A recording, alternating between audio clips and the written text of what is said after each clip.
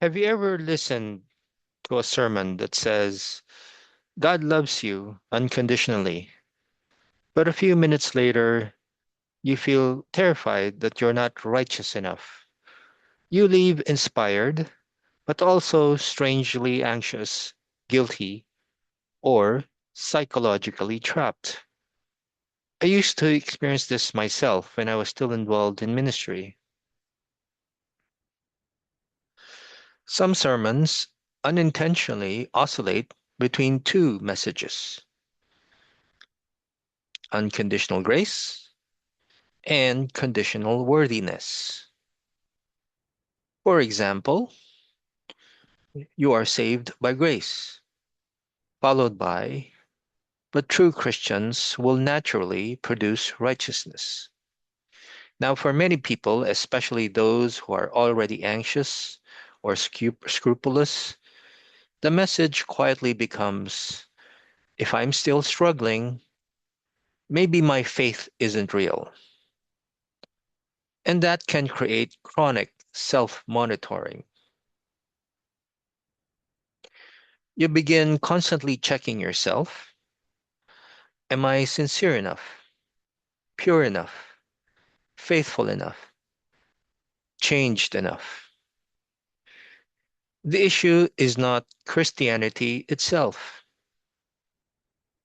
The issue is how language functions psychologically. Sometimes religious language becomes highly rule governed.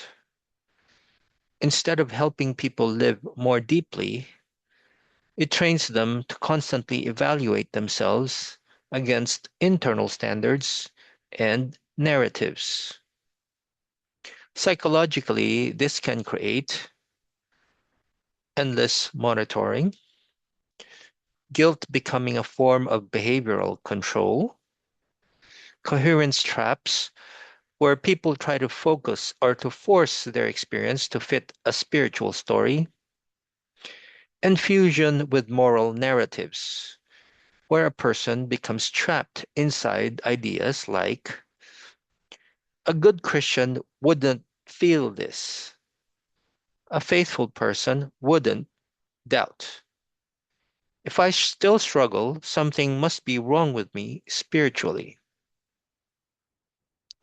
Some people become experts at monitoring themselves spiritually instead of actively or actually living. And I say this as someone who once preached and deeply believed these systems myself. I'm not speaking from outside religion. I'm speaking as someone who lived inside these patterns.